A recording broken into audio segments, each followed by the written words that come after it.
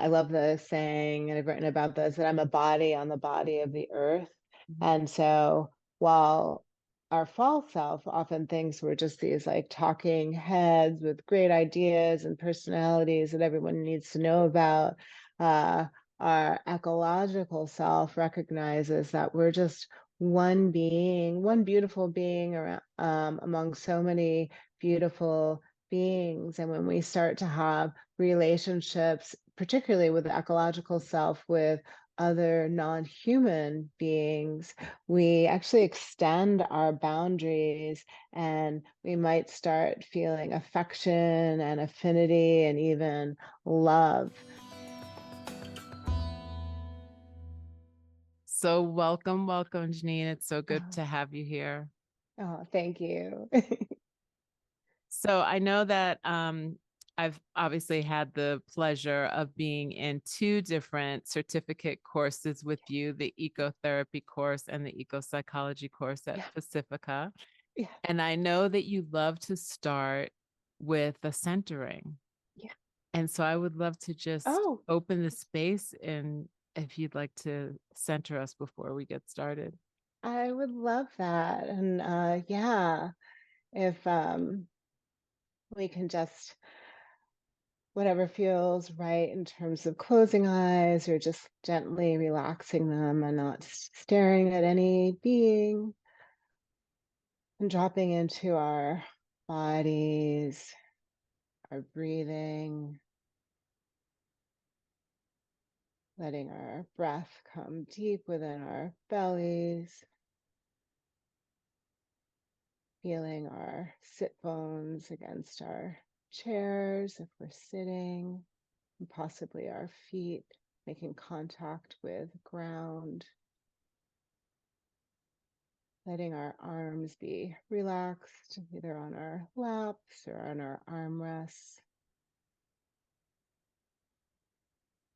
Really letting our inhales and our exhales be deep and long and of equal lengths. And inviting our bodies to be heavy. It's a good time to be heavy and letting ground and chair and earth support us. And I always love to imagine that I've got roots that sprout from my sit bones, aka butt, and plunge deep into the earth below. And it doesn't matter how high up we are, they will plunge through whatever they need to and find rich, deep earth. And they'll go at least 6 feet below us, spreading wildly and connecting us, supporting us.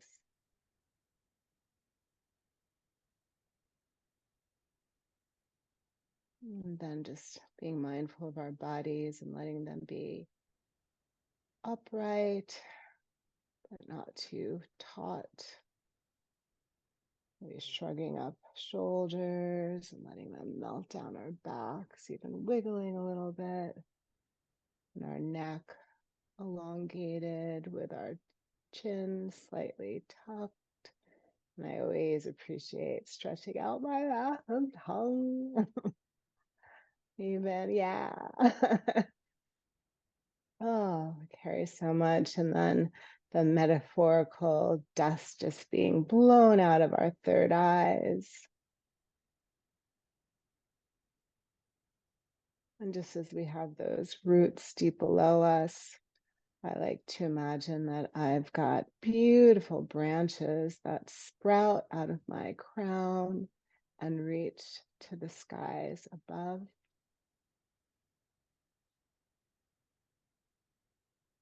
And then just scanning our bodies. Notice if there's any places of tension, pain, and bring a deep breath to all of those spaces.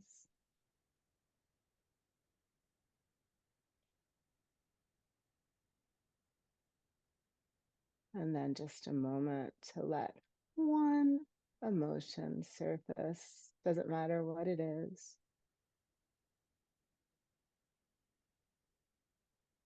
knowing it's just one of so very many we will experience in these moments, this day, this life.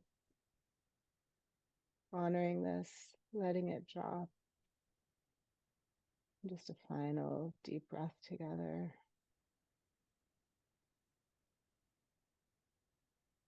And then gently coming back. Aw, thank you. Thank you so much. What a beautiful way to start. Yeah.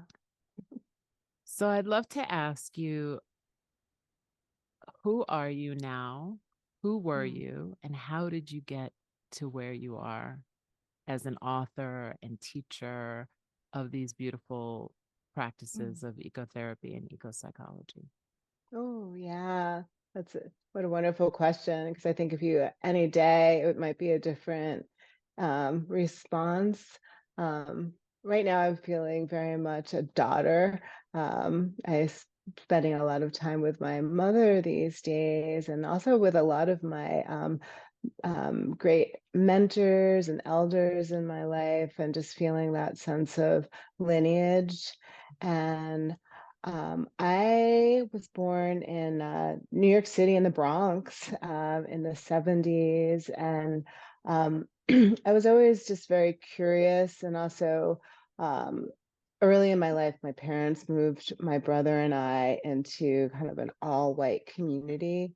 And so they were kind of the first to integrate certain areas. And so I got a lot of learning experiences from that, some pretty traumatic, and, trauma is very relative, but I guess jarring experiences. But that always made me question what is wrong with people. And so this deep sense of noticing what we would now name as suffering, but how hurt people, and just that there was a layer of things going on in the collective that needed to be broken through. And I also grew up in the time of, Sesame Street, and kind of the post-civil rights era, where there was this kind of dream that was being materialized that oh, we can do anything we want to, and the doors are wide open for folks of color and women, and it was kind of in a lot of ways a false narrative, because that didn't fully happen, but it was also a time to dream. And yeah, I think I was following my dreams as a youth, and I was all about dance and performance. And at some point, I was performing as a teenager. And it's a longer story than I've written about it, but I realized that until I healed this racism stuff, I wasn't going to get all the good parts. So in my mind, I literally stepped off the stage and decided to study more about peace and social justice and looking at systems. And it dropped me into an international relations degree in my undergrad that really brought together a lot of issues of intersectionality. So I learned about ecology, politics, economics, women's rights, more civil rights, just so many different things, but in a way that they just all merged together. And somehow on that trajectory, I really connected deeper with nature, and ended up being in a community that was so focused around the wild, both in town, out of town, and being in community. And it just kind of blew open my worldview of bringing together a lot of social issues and ecological issues, and also a deep sense of embodiment, and always practice as well. Yeah, so that's who I am today. That's amazing. So you mentioned worldview, and that's Yeah. something that you talk about a lot. Can you Yeah. explain to us what worldview is and how our worldviews get formed. Because Yeah, definitely. I love talking about worldviews, and my PhD is in transformative learning and change. And so transformative learning theory, or theorists talk a lot about worldview, and really the definition is that a worldview is made up of kind of two dimensions. A habit of mind and a resulting point of view. And the habit of mind is all of the ways we've been conditioned to think who we think we are. So the political values we've inherited, the race, the gender, religion, even our sense of nationalism, and also the type of education we got. So all these things that were basically handed to us, but we identify as ourselves, and coupled with our experiences, and then the resulting point of view, which is ironic because it's called a view, but it's really how we play these things out. And so often we don't question that we were actually conditioned, enculturated in so many ways. We think that's just the way things are, and this is the right view. And so it takes a lot of, there's so many opportunities all the time to reflect on our worldview as we get more information or direct experiences, to make our worldviews more resilient. But many of us work really hard to resist that. yeah, we talk a lot about this in yoga practice, right? Because Oh, it's the samskaras, or the imprints that happen, that create this yeah, coloring. That's a vasana, and through the yeah, coloring, that's how you mm, see the world. So, I feel like they're very much the same, because that yeah, coloring gets concretized, yes, right? Yeah. definitely. Yeah, kind of like it could be positive or like the rut of it. Yeah, yes. And how does our worldview then relate to ego? Oh, yeah. Well, an ego has so many definitions these days. And if we take it to more of a traditional psychological definition, or like Freudian, it'd be the ego is really a rational organizing principle. So it helps us kind of function and make decisions. Yet so many of us rely on our ego for everything, and there's so many other forms of functions in our somatics and our psyches, all of that. But yet in ego, in more of the work I do around the narcissistic meme, and just looking at our present US society or globalized cultural um, reality, the ego is this kind of projection that we get from the larger world, that we're supposed to be someone really important, that we have a sense of specialness, which we should have a sense of specialness, but we put it in relation to others, so it becomes a competitive thing. Mm. And so we want to be better than others, and more special, better looking, the person with the most toys, all of those things that make us the most successful.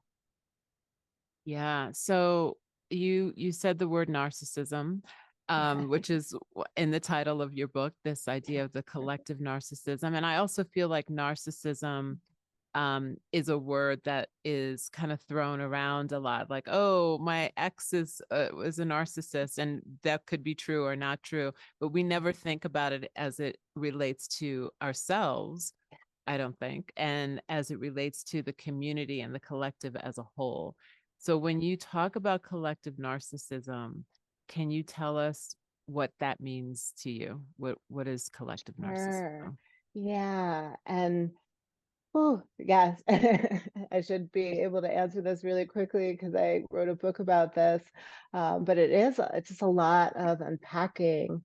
And narcissism in our kind of day-to-day, more pop culture, this collective meme, is this,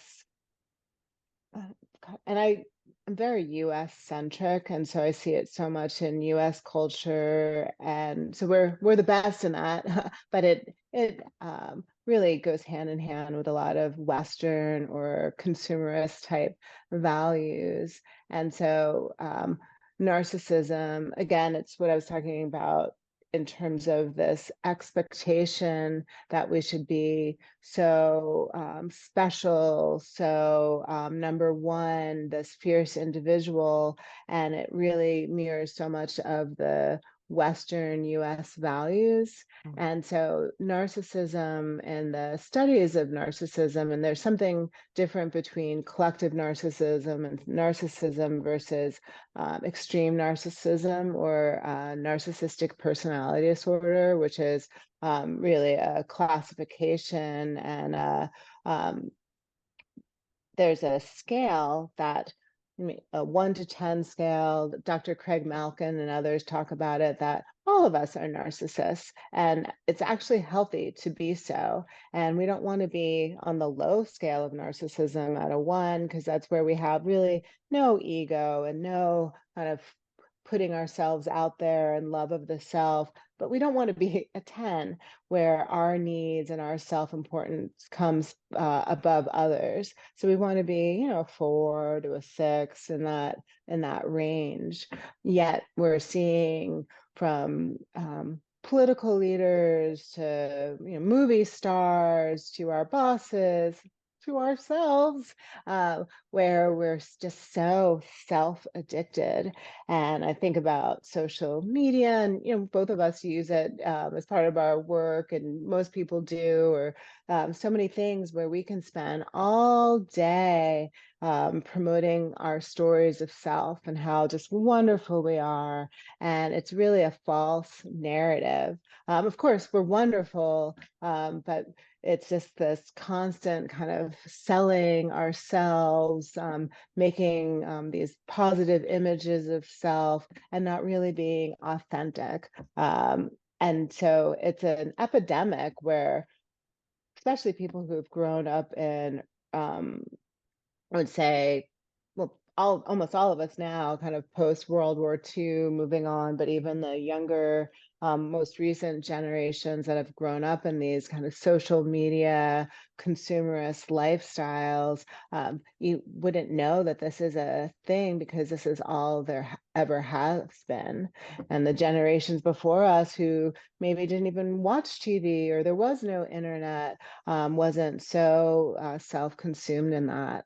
And so just looking at how our society in general, the way that it's laid out is having us, it's profitable for society to have us self-consumed, because then we will constantly be trying to buy things, buy experiences to make us feel better and project a better image. And so we could constantly just be thinking about what's good for me, what do I need to do for myself, blah, blah, blah.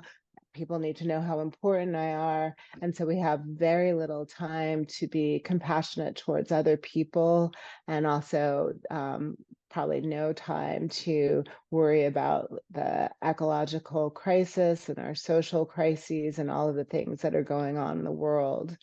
And there's so much to that too, because there's traits of what a narcissist is, and traits that mirror what a collective narcissism is. And so it's this self of entitlement and importance, this shamelessness, where the narcissist is someone who they're never wrong. It's always about everyone else, you know, feeling overly special, that every day should be my birthday.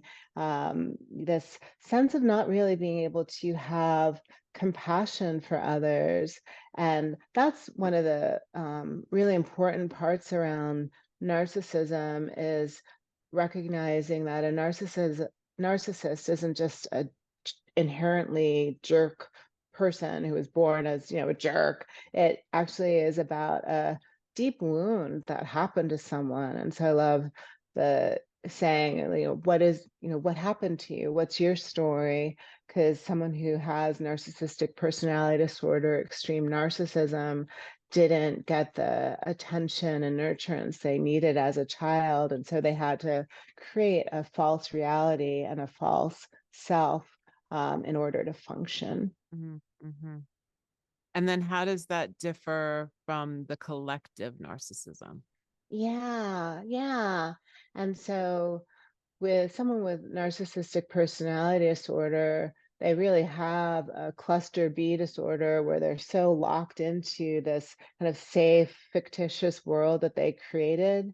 But with collective narcissism, even though we're acting as narcissists, we don't have a true personality disorder as a culture. It's more of the Jungians would say it's an archetype, a collective pattern, a meme that we're inhabiting, but we have the resources and skills to be able to pull up the shades and see beyond that if we actually just start attending and doing the practices.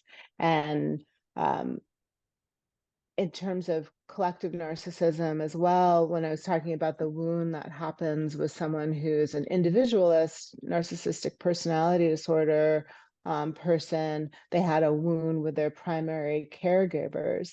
And so that was broken. So they created this fictitious world to protect them from the hurt.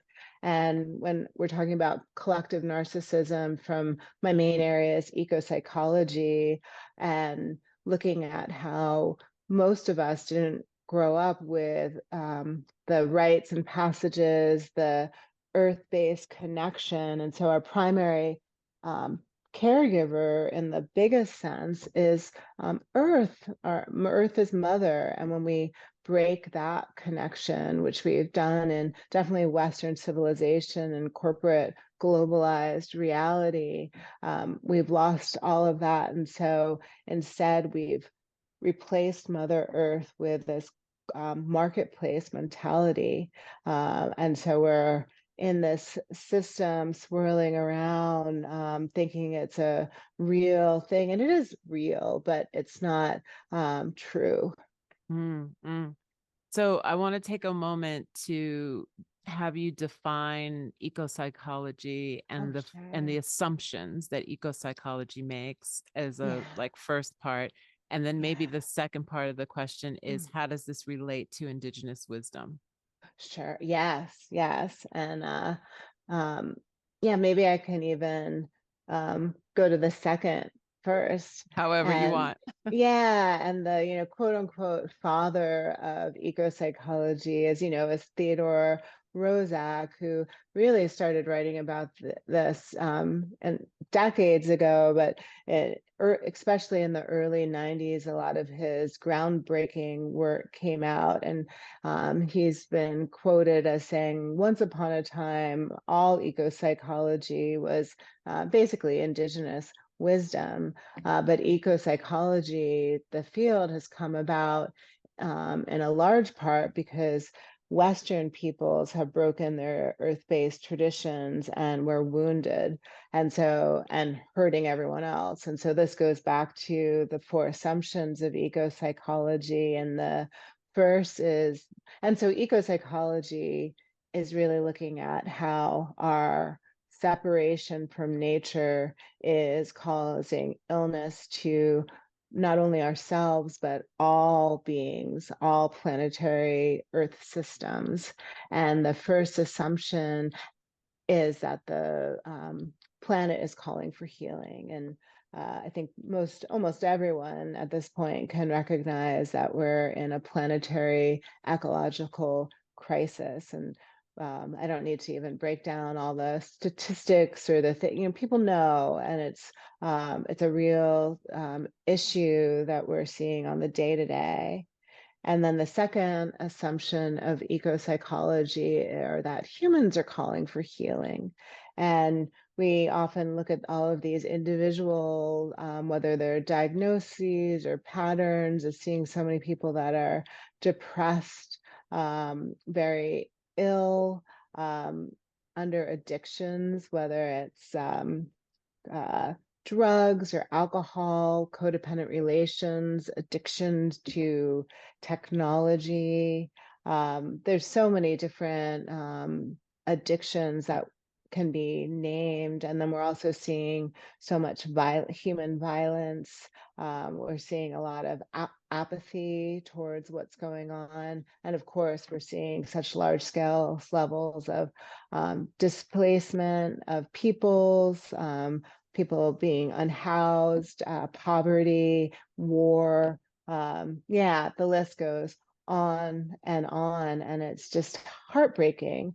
And so, we have the planetary crisis, and then we have all of these social justice global issues. And the third assumption of ecopsychology is that these things are not separate, they're totally related. They're really one and the same. And that's where a lot of my work resides, some of my work, in looking at how all issues, social issues and all ecological issues come from the same root and pattern. And that's a whole nother thing to talk about. And then the fourth assumption is often the one that's hardest to digest, but more and more as I've taught over the decades, is that people get it more, that this thickness is embedded in the culture of Western civilization. And I also extend that to corporate globalized culture, that there's something in that makes us ill. There's so many things, and it's not all bad, but there's so many things to look at. And within ecopsychology, which relates to those four assumptions, is also the proclamation that all of us that live within Western civilization, extending to the globalized corporate lifestyle, are traumatized, that we are ill. Mm. So I want to pull the thread a little bit on the third assumption. Can you talk a little bit more about that and why it's so important for us to be aware of these things? Yeah. Yeah. And so um, when we look at, I often just like to say that ecological issues and social issues go hand in hand. And as I was saying at the beginning of our conversation, racism was really the door that opened me to the path that I'm on now, although I know there's lots of different pieces there. And I did a lot of studying around multicultural education, and really at a point in my life, I wanted to work with youth of color, and really, and then at another point, I realized that while we can have great impact in that system, if we're not looking at the biggest system of why we have oppression and classism and all of the racism, then we're not going to heal. And through a lot of just mentoring and work, it just hit me that every instance of large scale racism is always about the acquisition of natural resources, the resources of the earth.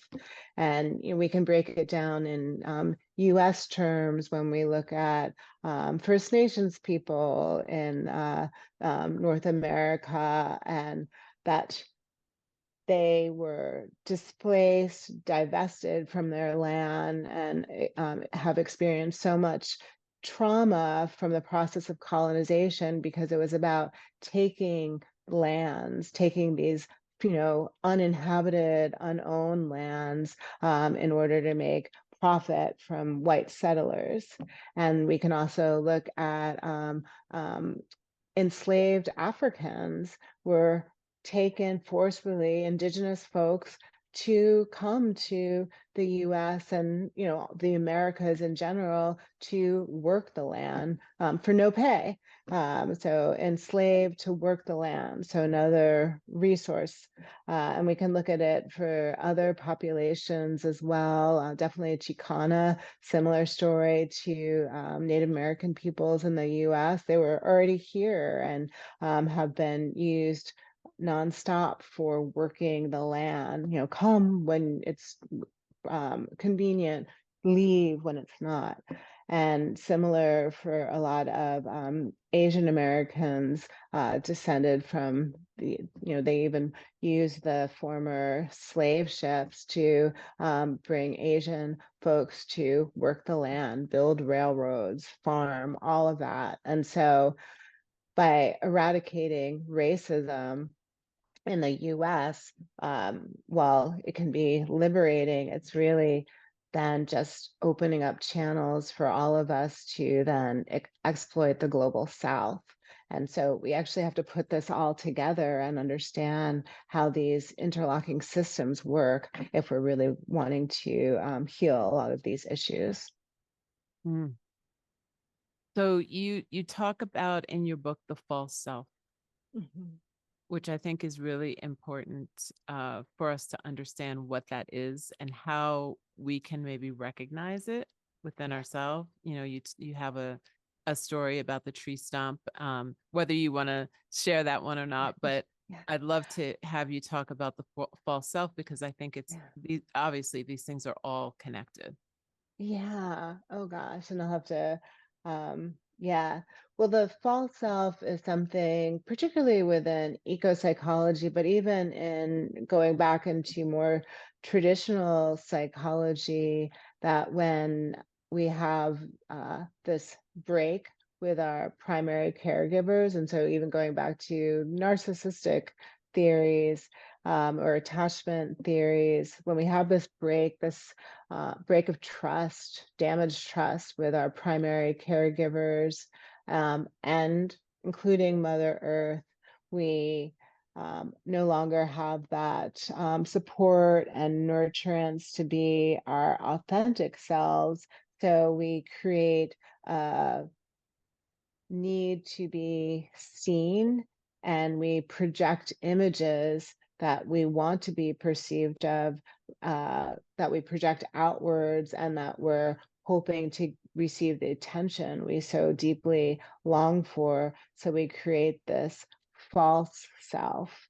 And so we're always responding to external demands rather than figuring out and tapping into what our deepest, truest self really wants to be. And I always talk about one of my favorite books is that book, My Name is Chalice and I'm in Recovery, from I love it. Western, right? Western civilization. And she draws on the work of the Groffs, Stanislav Grof and Christina Groff, and she call terms this the primal matrix, and what is our intact way of being if we were originally in our earth-based sense of selves. And so the first dimension of that is this sense of belonging in the world. So just feeling at home in our bodies and the lands we live within, with the communities that we're a part of.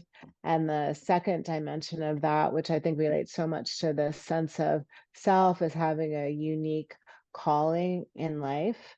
And so many of us, while we might have a job, we don't live our truest passions, and it's the role of the community to help us realize why we were born into the world and what gift we actually have, or gifts to share. Yet many are told, well, you should be a lawyer or a banker, or whatever it is, because that's going to be profitable and have a lot of status. And so many of us are not really on our calling paths, so it's really hard to be our truest authentic selves. And I'll just note the third dimension of the primal matrix is experiencing non-ordinary states of awareness, which we're so, as you know, cut off from, because so many of us don't even have the practices and the support to tap into extraordinary and ordinary moments of just awe, and the transpersonal things, which are so much of the gifts of life. And so with a false self, we're constantly not in our bodies, in our deepest psyches, disconnected from spirit. And so we need to disrupt that. And what are some of the tools that ecopsychology gives us in order to disrupt that? Yeah. And, the first I would say is the ecological self is a huge, for me, it's a huge term within both eco-psychology and the deep ecology movement. And it's really not only being in ourselves and knowing where our boundedness is, but also being able to um, feel. I love the saying, and I've written about this, that I'm a body on the body of the earth. And so while our false self often thinks we're just these like talking heads with great ideas and personalities that everyone needs to know about, uh, our ecological self recognizes that we're just one being, one beautiful being around, among so many beautiful beings. And when we start to have relationships, particularly with the ecological self, with other non-human beings, we actually extend our boundaries, and we might start feeling affection and affinity and even love. So maybe you sit outside in the morning and you watch the sunrise, and maybe you're sitting outside in the morning and there's a bird right by you also watching the sunrise and tweeting. And I'm sure all of us have done I'm going to tweet back. And suddenly you're in some conversation. You think you know what's being said, but you're not really sure, but it feels pretty good. And maybe you do that when you're walking by a particular body of water, or a particular tree or cactus where I am these days. Or there's just so many forms where you're realizing that, hey, my wellness is bound up in their wellness, and we're actually in a relationship. And then you can start doing that more and more with your bioregion. Like, what are the mountains that are here and the bodies of water? What are the species? What's this place all about? And so we know who we are and our boundaries, but we also know that our boundaries are so extended. And so that's eco-psychology is so much about, and as you know, the practice of ecotherapy is more spending time in nature for our own wellness. And I would say eco-psychology wants to do that, but also for the wellness of all beings, all Earth systems. And so important. And yeah, there's so many practices in eco-psychology. Often, people do I've taught, I don't currently, but I've for years have taught 8-day wilderness solos where, we go to somewhere pristine and camp as a group. And 3 of those days, all the participants have the branch off with very little resources, and they may even fast and have 3 days in their space. And it's, scary, and it's silly to call it a solo because you're actually with everyone, but it's so transformative. But it's not definitely not for everyone. And often you can have a similar extended experience with that by just quieting our thoughts and our agendas, and starting to have relationships with place and other beings in place in a way that just breaks open our hearts and our consciousness. And so there's so many practices within eco-psychology that do that. And I think it's so much of it is also remembering to keep reflecting on those experiences, and I know you're such a long-term meditator and yeah, so but the process of being able to um, in every moment possible, just actually being like, oh, like here, you mean like here? Yeah, here. And oh my gosh, there's so many things going on here that if I stop just listening to my narcissistic story of self, or who wronged me, or my importance, or my to-do list for today. There's, oh my God, there's really a whole world going on here, and a deeper allyship that I could never have imagined. I want to pull a thread because I think you mentioned um, right relationship.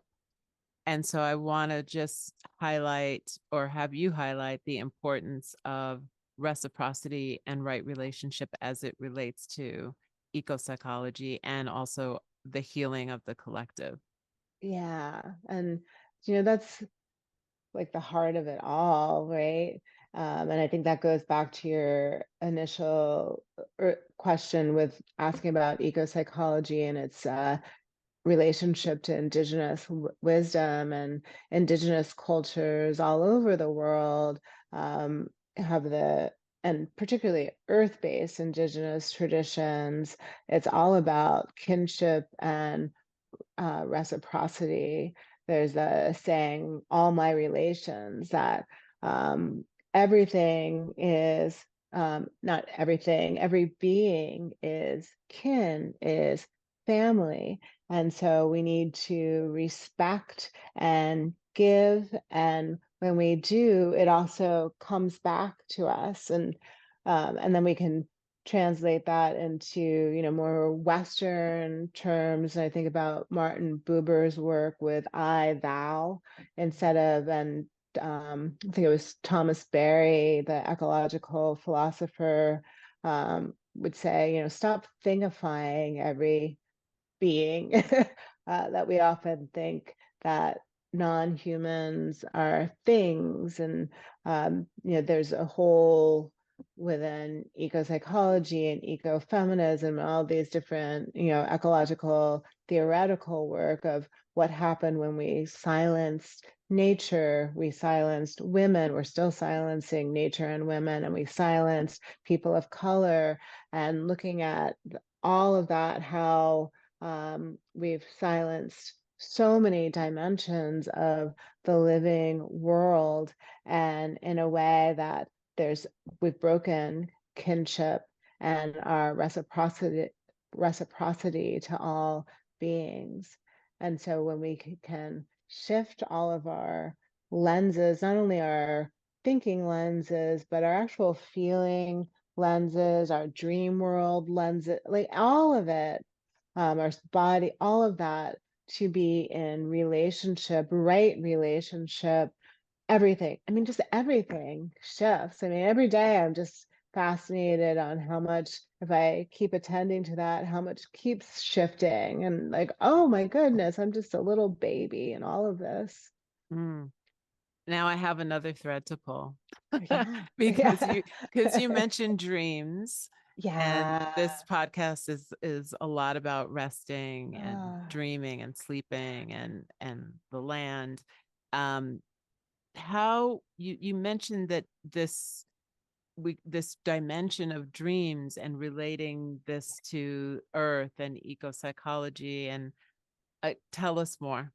oh gosh, and this is where I get so excited. And there's plenty written and about these things. And I definitely, I have interesting relations with the Jungians, folks that study the work and practice the work of Carl Jung, the depth psychologist. And so much of that work is around dreams and the collective archetypes, and our psyches. And I get really, and then there's some um, danger moments in that, in terms of not having a deep awareness enough of some of these other systematic issues that we've been Mhm, talking about. mhm. But when we bridge a lot of these worlds together, and we see how much dreaming is actually a pathway towards healing. I don't know if you've ever read the book. I love the book, The Fifth Sacred Thing by No. Starhawk. Oh, Oh, read it. And then the follow-up, City of Refuge, she's got a number of books in those, but those two I just could read over and over again.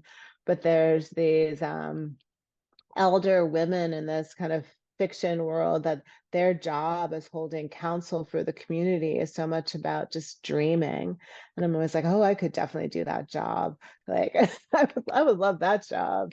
But that there's actually often when we're looking to solve and heal, we're using more of the think mind, the think tank mind, the dun dun dun, we need to be the heroes and saviors, but more and more, yet it's still something just scratching the edge, and you're, have scratched or breaking open this edge with your work of how when we surrender into our bodies, into land, into dreaming, into processes of creativity, that we're actually connecting to a deeper allyship.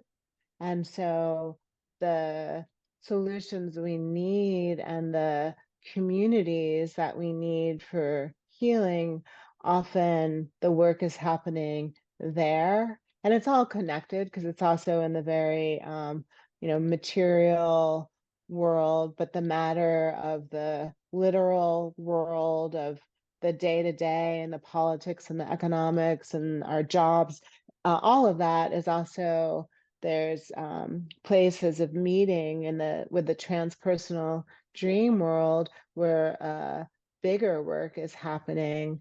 Yet so many folks have forgotten how to rest, how to dream, how to be creative, how to play, how to play nicely with others, and how to kind of stop just trying to mirror our relationships with people that think and look just like us and have the same worldview. And when we actually mix all of these edges and possibilities, we create this like beautiful garden of possibilities. That's actually our um, kind of magical birthright as well. And we often shy away from the that words of magic or AKA transformation or whatever it is. But I like Starhawk again talks about magic as pattern shifting.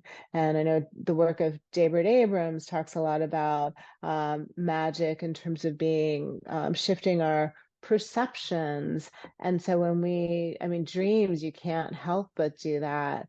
Yeah, I could go on and on. I love, and that's what I get so maybe most drawn to these days in terms of how we can do more of that surrendering and letting go and letting emerge in those spaces.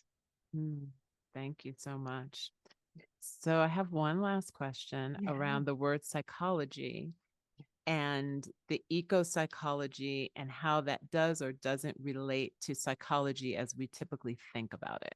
Yeah, yeah. And it is and I should have said this earlier, eco psychology was in many ways created to say that the ecological movement needs some psychology because, environmentalists and also social justice activists, we tend to do a lot of, shaming and blaming and presenting lots of statistics, and no one changes through just information and feeling bad about who they are.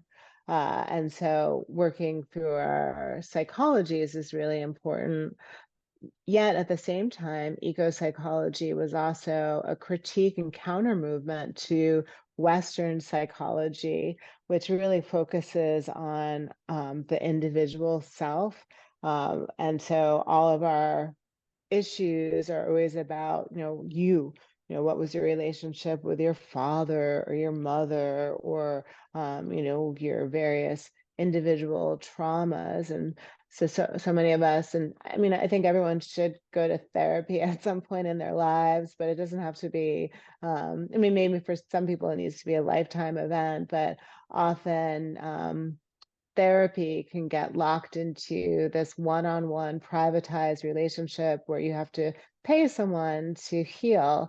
And often what's really ailing is this bigger collective issues and our disconnection from our birthrights and our community and nature and the dream world and the creative world. So the psyche in a non-traditional Western sense is what we were just talking about. It's this larger piece, and in Jungian and in ecopsychology, there's more of a, Jungians would call it the unconscious collective. And I think in transpersonal psychologies and ecopsychology, we would call it the collective conscious, that our psyches are really, really large and contain, and we're part of everything. And so that's our truest, largest sense of self and being. And there's so much there. Yeah. Wow. Oh, thank you so much. I know you're working on a new project, but I would love to know where we can get your book, Returning the Self to Yeah. Nature, Yes. and all the things. If you have any workshops or anything coming up, we'll also put those in the show notes. Oh, yeah. Yeah. Let's see. Well, the returning the self to nature and doing our collective narcissism and healing our planet is available through, we have the same publisher, We do. Shambhala Yeah. Publications. So definitely get up on their website, and you can also just Google the book or get it at your local bookstore is a great idea. And yeah, I usually post whatever's coming up on LinkedIn, or I'm on Instagram. I'm a poor self promoter, but I think I'm one of the things I'm excited about is I think it's in September, I'll do a retreat, an online retreat for Tara Mandala. And I love that organization and Lama Tsultrim. And I think it's called something about connecting with chthonic earth. I think, yeah, what is that called? It's going to be great. Yeah, surrendering with chthonic earth.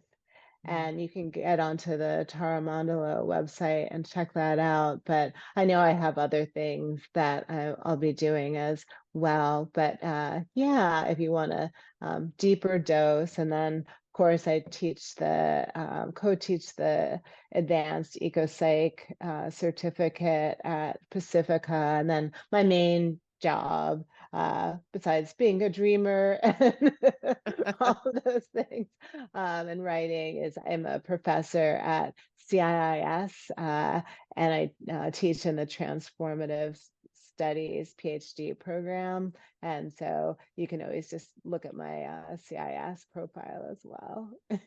Wonderful, wonderful. Yeah.